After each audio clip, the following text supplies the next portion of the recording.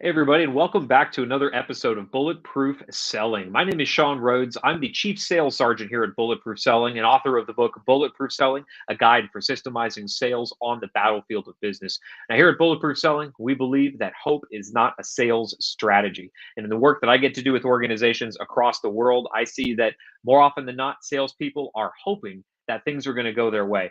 They're hoping that if they make enough phone calls, they'll be able to get somebody that'll give over the information they need to figure out what product or service they want to sell, hoping that they'll get enough leads in the pipeline to be able to reach out to enough people to meet their goals. And of course, they're hoping that enough people will say yes when it gets down to the wire, when it's time to sign that purchase order or get that agreement in place or get that proposal out the door. They're hoping that that'll work out in their favor. And what I realized across studying high performing teams in battlefields around the world, in Fortune 100 organizations, studying top salespeople around the world, was that the very best didn't rely on hope. They relied on something that was a lot more constant in their lives, something that they could update as the world changed around them. They relied on systems. And so each and every week, we are here at Bulletproof Selling, bringing the ideas of top salespeople, of best selling authors, Hall of Fame speakers, people that are out there in the field managing sales teams, and of course, those that are out there helping sales teams grow. And so, out of every one of our episodes, we build a sales system for you, the listener, for the salespeople out there in the world, for the sales leaders, so that you can remove hope from little areas of your sales cycle. And of course, you put enough systems in place, pretty soon, hope is not what you're relying on at all.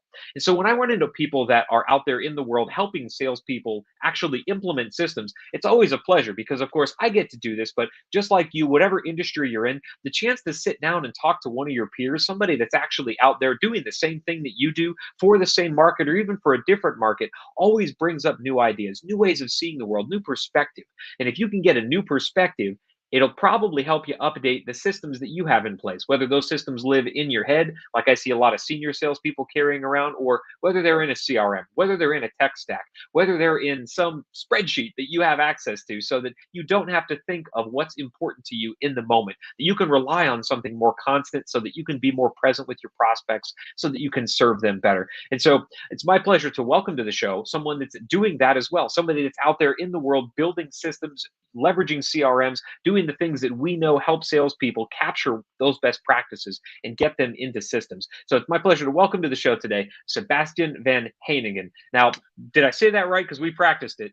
I like it. Oh, yeah, it works. It Okay, all works. right. We'll work with it. All right, all right.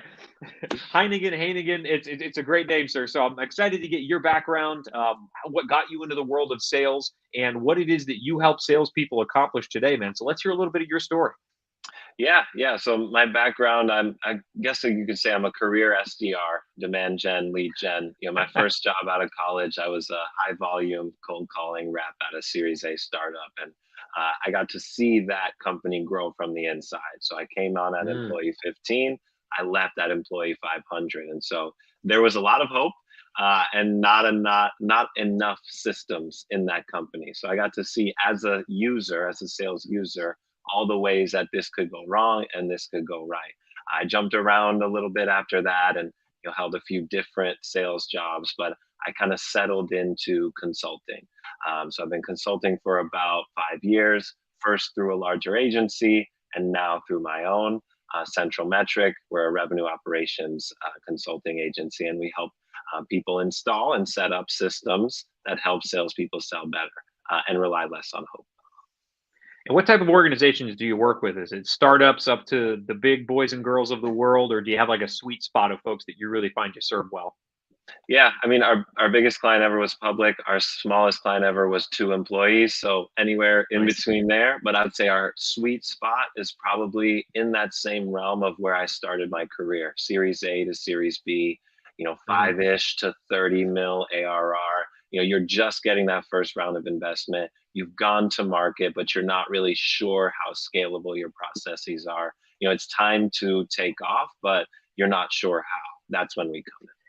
And I find that in the organizations I'm able to work with that are in that funding stage, the folks that they have on their sales teams, they usually have to hire them away from someone else, or these folks have been on the beach for a while. They've been, enjoying a nice cocktail on the sand, waiting for that next opportunity. And so when they do show up, they bring a lot of great sales experience, assuming that they are high performers. But like you Yep. said, it gets to the point where we need to grow this team from one or five to 500.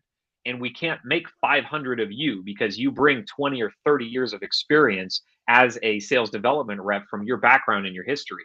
We Yeah, can't afford to hire another 500 of you is really what it comes down to. They're out exactly. there, but we don't have a $5 billion sales budget for our staff. So where do you find the real growing pain comes? When does a CEO or an executive board, finally get to the point where they realize, I'd love to have 500 more of that guy or gal, but can't afford it, can't scale it, and I'm really up against a wall, which is probably exactly when they start to enter your world, when they really need those scalable systems. So, what is the pain point that they run into? Is it they realize they've capped out their sales, they can't scale that anymore? Is it a delivery issue where we'd love to sell 500 more units, but we don't have the salespeople to do it? Walk us through a little bit about what that looks like from a leadership perspective, because there's probably a lot of listeners that are in that seat right now. Yeah.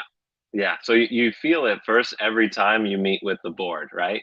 These Mm, board meetings, they can take a whole month to prepare for, where you're gathering data from different systems, none of whom talk to each other, none of whom can hmm be completely trusted. And you're relying on a lack of systems pretty much. So you're showing up, hey, we hit our number, but we're not sure why. Or you're showing Yeah, up hoping. hey, Yeah. we didn't hit our number and I don't know why. So really like that Yeah. is when we come in, when there's a level of there are things happening and I know they can be better, but I'm not sure how to improve those things.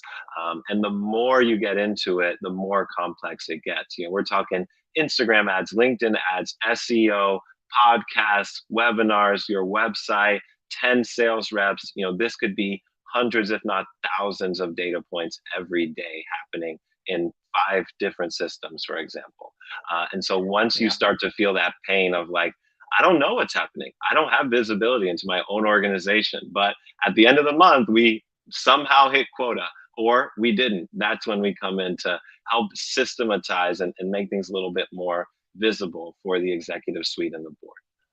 And I found that entrepreneurs, because I went through that stage when I started my own business, but I find that development reps go through the same thing in those early stage companies where we're throwing everything at the wall that we can possibly think of. And we Yeah. got social media campaigns going, we're buying ad space, we got billboards, we're making phone calls, we're doing social media stuff, everything that possible. And so when sales do come in, hey, it's great that we hit number. But like you said, you ask, all right, well, what do we pour more resources into? Where do Yes. we focus in the 500 things that we've been doing this last month so we can get more of that result? And there's never an answer because, like you said, there's no system. If we wanted to do it again, we'd have to hope that everything lined up as perfectly as it did this last month so that that could happen again. And entrepreneurs go through this, but I've seen seasoned sales teams, this same cycle occur as well. They get number, and the sales manager says, "Great, I know where they kind of came from. 20% of my staff is generating 80% of my sales. I Yeah. can't scale them, but I need to get what's in their head out of their head so that I can bring up my other 80% of folks to make them high performers as well. Without a system, dang near impossible." So Yeah. obviously, you heard me mention in my intro, Sebastien, that a lot of the background that I get comes from the military. So I always liken this to what it would be like to take somebody that's untrained and drop them into a combat zone. You're going to be Mhm. kicking down doors. There's 20 people behind every door that want nothing more than to remove you from the mortal coil. And if I don't prepare you in some way, it's pretty high likelihood you're not coming back. I Yeah. have to give you those systems. And so I saw Marine Corps specialists, I saw Green Berets, Navy SEALs again and again and again implement their systems so that they could accomplish their mission. And of course, I get to have the pleasure of bringing those same systems into organizations today. From the military slant, I know you take it from another direction. So Yeah. you help Much these lower early stage. stakes in my Well, yeah, experience. exactly. Well, so it's interesting you mentioned that. Obviously, it's life or death for these men and women on the battlefield, but it's the life or death of a business if they can't Very true. replicate what works. So I'm curious to get then your perspective. You've gotten to work with all different types of companies, from 2 people all the way up to the large boys and girls. Where do you see salespeople relying on hope more than they should in any aspect of their sales cycle? Because I know you help them from ground zero. Let's get a basic system in place. Let's build a little on that and get a CRM to capture it. Let's build a little on that and get a pipeline established. You work with them throughout their sales cycle. Yeah. Where are they relying on hope? Where's the biggest area you see these days? Yeah, I don't know if this is the very biggest area, but it's one that has come up a lot for me lately, and that Mm. is the handoff. Anytime Ah, from the buyer's perspective, that point of contact changes, there is an a large amount of hope. SDR to AE, hey, here's the information, the meeting's scheduled, I hope it closes. AE to CS, I just brought on a new client. I hope they don't churn. And so on and on. Anytime you're giving a set of data, activities, a project, essentially, this is a project that you're trying to push to the finish line to the next person in line. That's when I start to see, it's not my problem anymore, right? My function has done its job. I have qualified this lead. It's in the AE's hands now. And so there's not enough of a focus on we're all in it together, kind of helping shepherd this buyer down their journey, and everyone's input matters. And even if I handed off a lead 3 days ago, it's still in my best interest to check in and see how that lead went, because that's going to inform my future outreach, for example. So handoff is really where I see the most hope being used.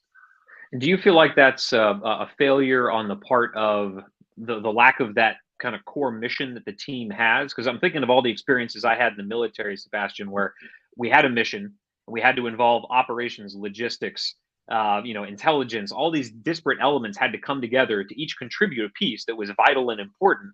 But they all had to trust that the people that were finally going to take that information and do something with it were going to do it in a good way. Otherwise, all their effort would be wasted. And of course, the people that got all that information, sometimes it wasn't complete.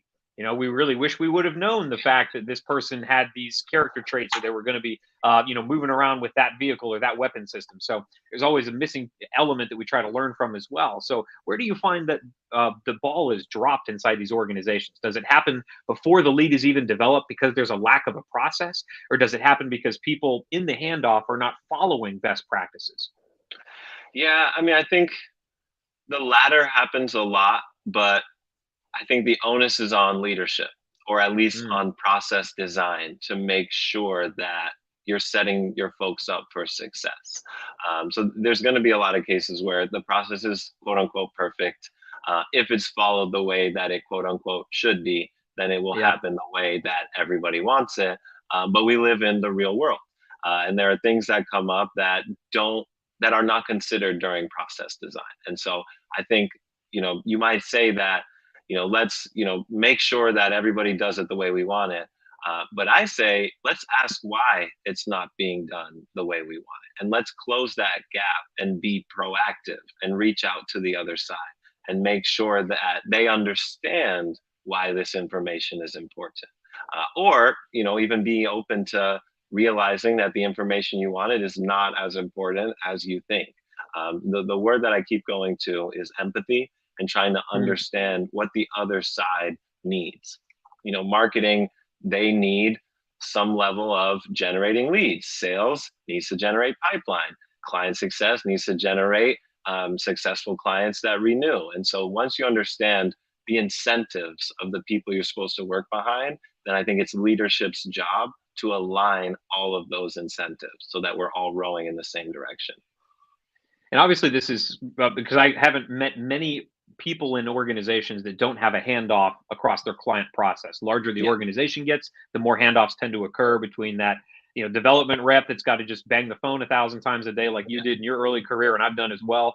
Now we've got an account rep that takes that account on. Now they move into somebody that's an account executive. Now they move into delivery. There's a lot of handoffs in there. But I also think even a person that's handling an entire sales cycle by themselves, there's so many handoffs that occur between stages in the pipeline.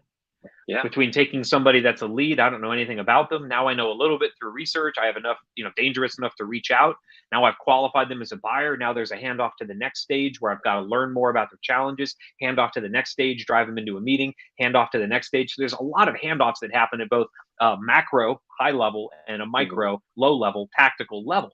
So I bet a sales system would really help, that could help tackle both. So as I know it would be very easy for you to just build a great handoff process. It's what you do for a living. But I'd like to build one that's going to apply to any cycle of a client's movement or a prospect's movement throughout the sales cycle, from the handoff, whether it's physical from you to me, because now you've qualified that lead. Now you're handing it off to me to develop it. Or if you're that solo salesperson and you just need to make sure that you've gathered what you need, and now we're moving that client or that prospect to the next part of our sales cycle, that handoff happens in a good way. So when we talk about building sales systems here, Sebastien, we talk about trimming hope away from a sales strategy.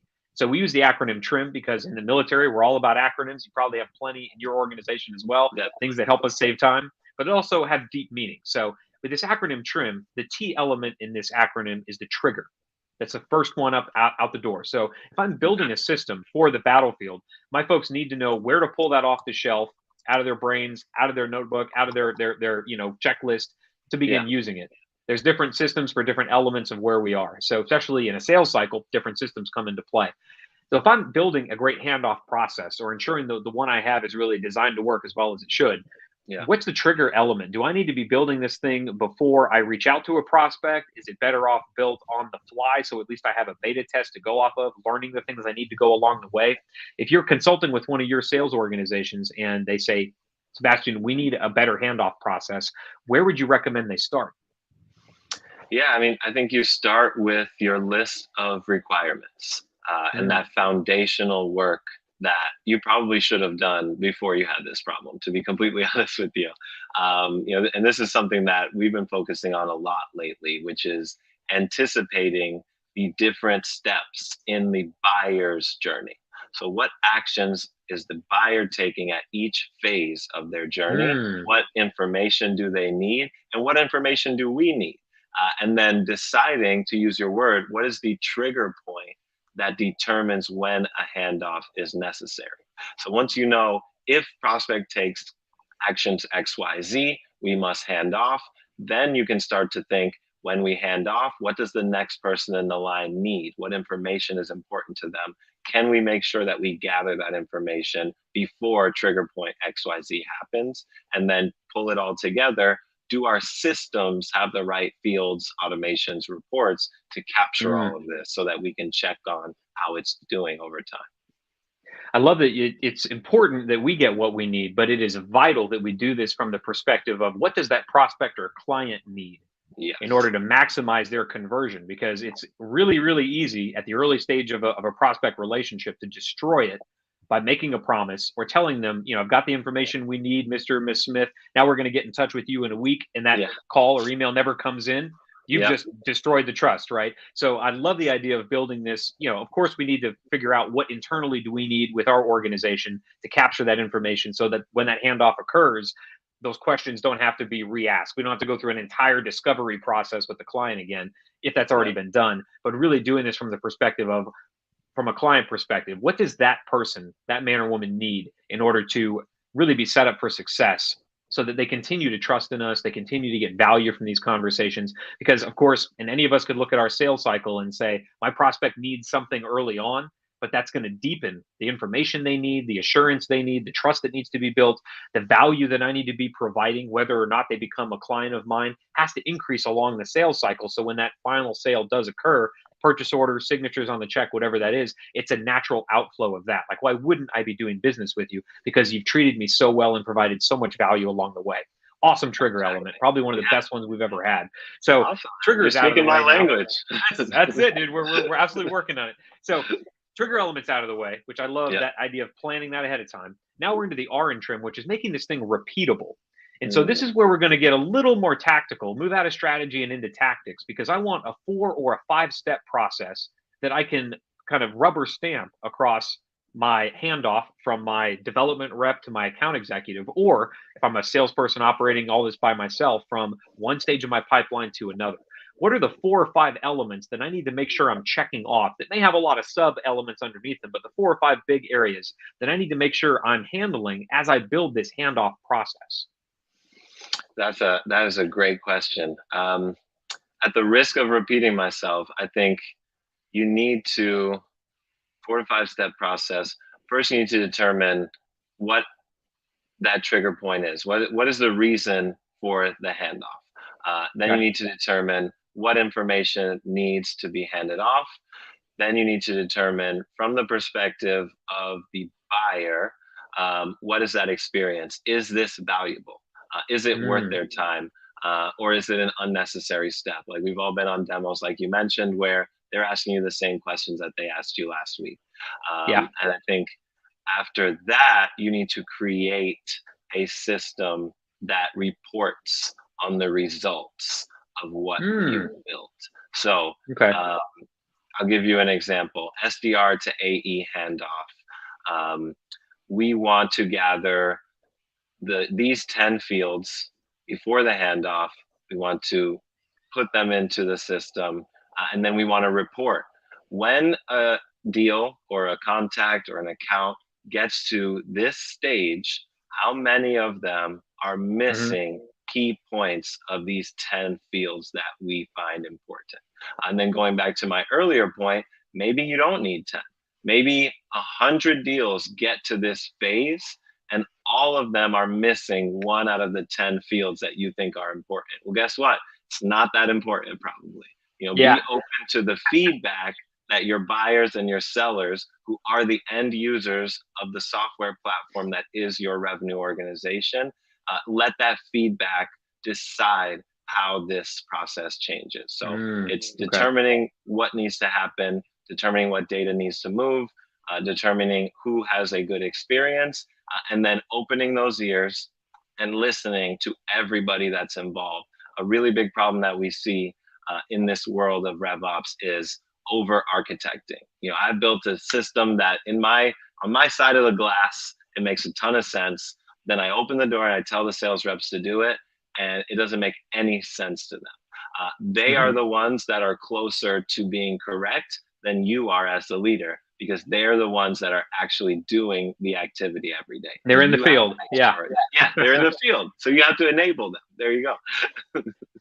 I love it. All right. So we got a couple of great steps, but just like with prospecting, I never want to leave the conversation in the prospect's court. I never want to leave the ball in that court where they say, I'll get back to you when I've read your information, right? I always need to have a next step. So from the handoff process, especially if we're dealing with multiple individuals, from that development rep to that account executive, I think it would be valuable, but feel free to argue with me and shout me down, man. I'm gonna trust your insight here. A final step in this repeatable process would be to not let the ball go to the other court without ensuring that handoff has occurred. And so, and occurred in a good way. So a final step that I see a lot of organizations have in this handoff process, if it's actually a process, which you know as well as I, it's very rare that this exists as a system that is followed organizational wide. But a final step might be like, get into the account a week after that handoff and make sure that some activity has occurred, right? So that it wasn't just lost in space, it's not floating in the ether. I see so much pipeline attrition happen for this very reason. So what would a final step look like in your mind to make sure that if I'm the development rep handing it off to the account executive, how do I make sure that that account has some activity, that the account executive has said, Roger that, I got it? Yeah, I think if you're in a pod, one-to-one, SDR to AE, simple way is you meet every week and you look at the whole pipeline every week, making sure that these things went through, analyzing, strategizing, etc. In larger shops, I think the technology can do that for you, or at least can surface issues for you. You still have to address them one-to-one, but the report I mentioned earlier, where if an opportunity gets to stage X and we are missing either activity Y or field Z, then raise the red flag. Let everyone know, or even, in some cases, lock that stage. You cannot advance an opportunity further until you gather the information that our data set says is important for this deal to close. So yeah, that level of accountability is huge. Or else, what are we here for? We're architecting systems that we're going to use for 2 months and then they get dusty. Yep, that's a waste of time. And I find this to be really valuable in moving an account in different stages throughout a pipeline as well. In that, in order to qualify to move from stage 1 to stage 2, we need these 8 pieces of information. From stage 2 to stage 3, I have to add 4 more pieces of information that require a conversation or whatever that might look like. But there's always that element. And we do this manually as salespeople. We trust ourselves to move it through. But I've seen organizations that are tracking thousands of prospects actually have what you said, where this is locked until these 4 fields are filled out. And if you try to game the system and you BS your way through those fields, it'll trigger another element that'll bring it in front of a sales manager. So there's a lot of great ways to do that, whether you're doing it yourself or whether you've got leadership. So trigger element in place, repeatable process in place that ensures that handoff has occurred in a good way. Now the eye and trim is vitally important. And it's the improvement of this system. Because if I don't plan on how I'm going to improve this system, I may use it for 4 or 5 years until suddenly we're not closing deals. And I realize that something has occurred that I didn't plan for because I wasn't taking the time to make sure this got better. So you think, Sebastien, of the way that we used to conduct warfare in the 17th century, lining up in rows, and we just volley, bullets and cannonballs at each other. And that worked until we realized maybe not the smartest way. Let's do something a little more guerrilla warfare style. And that's what won our independence from Britain, that style of fighting. So to think about systems builds in this way in sales, how could I regularly sit down and look at in a simple way to improve that handoff process? A little bit different than measuring results, because we'll get to that in the M. That's a spoiler alert for what M stands for here. But for the improvement element, how would I improve this system to make sure that it's getting better from the perspective of a buyer and it's becoming more efficient in my own organization? Yeah, I mean, so I think you make changes to the system based on the experience of the key stakeholders, so the buyer and the seller. Um, and depending on the company, the handoff in particular that we're talking about, those could be different things. Maybe it is inserting an extra call. Maybe it is removing a call. Maybe it is removing fields, adding fields, enriching data on the side rather than asking the prospect for it straight up. There's many different ways. I think depending on the exact handoff and the exact product you're trying to improve, like, these things will change. But those are some of the things that we've seen to help improve things. It's either a change to the technology or process based on feedback from the buyer or seller who's going through this over and over again. And then we discovered in combat, and it applies to sales equally as well, that in a stressful environment, the simpler the system is, the more likely it is to be executed. Because Definitely. a salesperson is, I've got 80 calls to make yet today. I've got 4 buyer meetings. I've got a client that's really upset at me for whatever reason, and I have to execute this complicated 12-step system. Good luck getting all the steps done in that type of environment. So I love the idea on an improvement side of making sure that we're looking at the fields that we do require as part of that handoff, and maybe asking every quarter, if we had to eliminate one, which one would go out, until we get down, make it smaller and smaller until really the bare bones data fields are all that we're carrying. And that's going to make it a lot simpler, of course, and a lot more efficient. But may discover, hey, maybe we really needed that thing in there, because we're discovering attrition, deals are having to get redone, whatever that reason is, that we need to really kick that back in. So it's a great idea to look at, how do we make this thing simpler? So I've got the trigger element. Go ahead. Is that sometimes the technology can do this lift for you. Like you said, a complicated system probably won't be followed. So look at all those complex steps. Can I write an automation that carries this data over that I was previously asking someone to do manually? How can I empower my salespeople and my buyers, again, the end users of this product, which is my revenue organization, towards the actions that I want them to take? And what are the actions that I can take out of their hand that will make them more likely to do the actions that I actually want them to do? And good luck doing this outside of a CRM, which is another critical element. I mean, I'm sure you hear it as much as I do. CRM's like a 3-letter dirty word in a lot of organizations and for a lot of salespeople. But once you realize, like you realize every day with your clients, if I can automate a good portion of the processes that you think are taking up 80% of your time, so I can free you up to sell more, why would I not do that? I want you to make more money. I want you to close more deals. Here's a great way to do that. The learning curve is a little bit at first, but pretty soon you're like, I don't have to do 80% of the busy work I used to have to do, because now it's automated. Why not do that? All right. So side note on a CRM, I know you and I are firm believers in it. We don't have to convert ourselves, trying to convert the listeners. All right. So we've got the trigger element, making it repeatable, improvable. The M in this system is making it measurable. So if I'm taking the time with my team to map out these steps, everything we need from one handoff stage to another, holding my people accountable to using them, running reports to making sure that my folks are adhering to this, all that is extra time that I could be spent doing a lot of other things. So I want to measure this to make sure that it's worth doing. Otherwise, let's scrap it and go back to the way we were doing it before with all the problems that entailed. What am I measuring to make sure that this handoff process, this system that we've developed, is actually working well? And obviously, pipeline throughput, easy, right? Are we closing more deals because of it? Awesome. But I bet you've got some ideas. What else should I be measuring, leading and lagging indicators in my sales process to see, is the system getting us results? I think conversion rate is the simplest one. How many of these end up going to the next one? The early example still stands. How many advance to the next round without these fields that we think are important?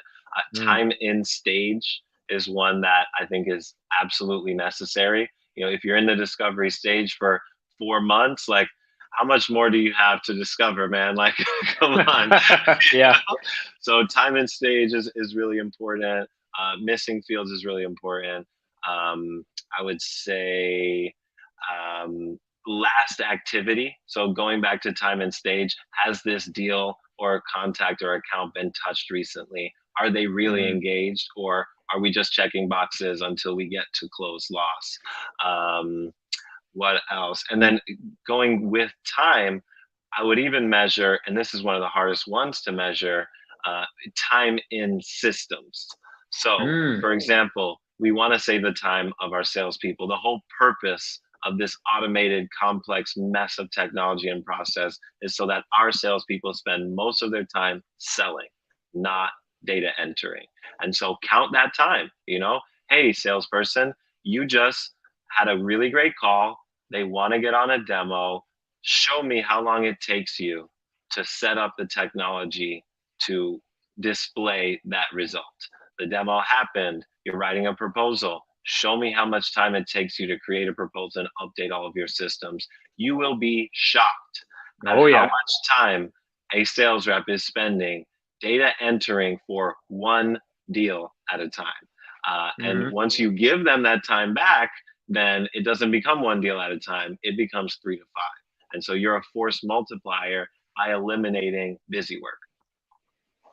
Force multiplying is the best thing that we could do in the military. It's the best thing you can do in the world of sales. So great system end to end for account handoff, either from one person to another in your organization or even individually across stages in your pipeline.